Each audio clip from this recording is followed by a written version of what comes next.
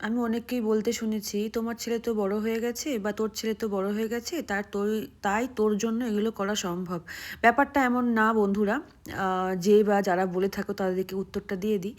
সময় তোমার কাছে যেমন 24টা ঘন্টা, আমার কাছেও 24টা ঘন্টা।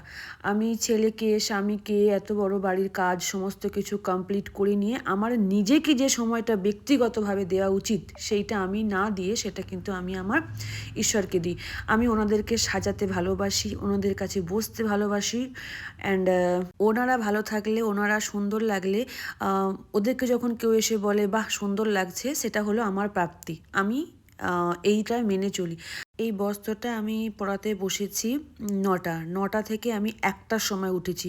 1টায় উঠে রান্না করে আবার ছেলেকে আনতে গেছি। সময় বার করে নিতে হয় ঈশ্বরের জন্য। আমি নিজের থেকেও বেশি ওদের ভালোবাসি, কারণ ওরা আমাকে পছন্দ করে সেবা করার সুযোগ করে দিয়েছে।